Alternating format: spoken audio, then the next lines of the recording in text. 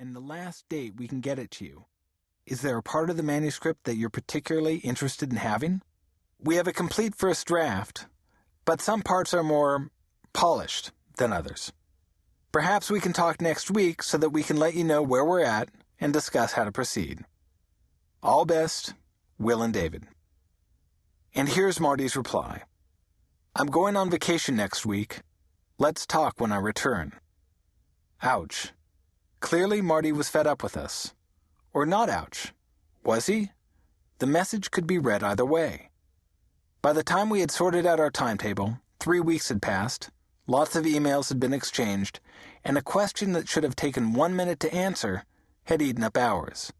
We had come face to face with one of email's stealthiest characteristics, its ability to simulate forward motion.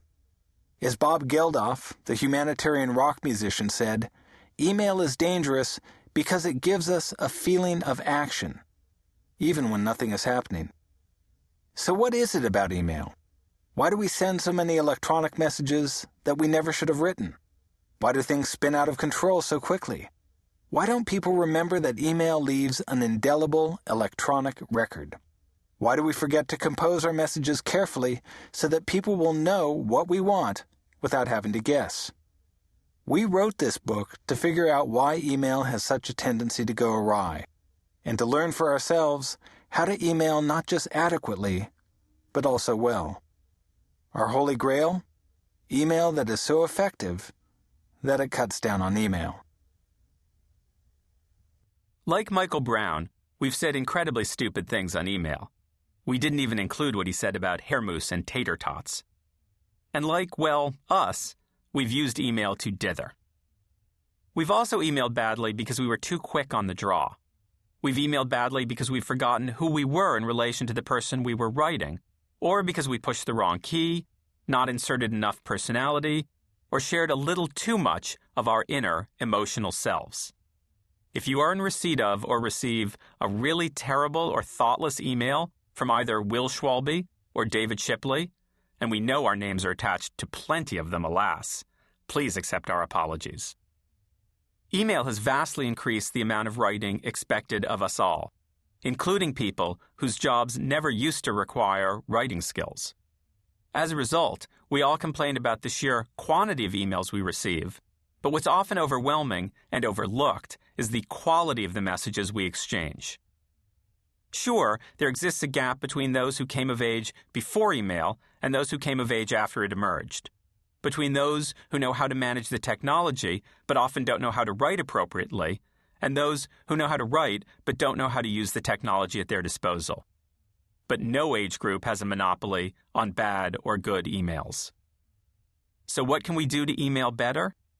In this audio program, we'll show you how we can all avoid email disasters and begin to use this powerful communication tool to get what we want, both at work and in our personal lives. Let's get started. When should we email? Well, would you carry a violin in a damp knapsack? Would you wrap your fiancé's birthday present in used cheesecloth? Would you mail your grandmother's stemware in a paper bag? How you send something can have a profound impact on what you're sending. Your method of delivery sends a message of its own. Here's the verbatim text of an electronic message sent to the phone of Katie Tanner, age 21, who worked for a hip fashion store in Wales. We've reviewed your sales figures, and they're not really up to the level we need.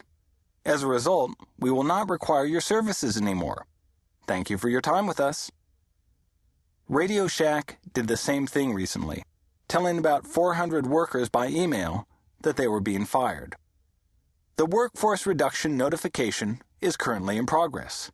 Unfortunately, your position is one that has been eliminated. Nice. We need to remind ourselves that just because we have email, we shouldn't use it for everything.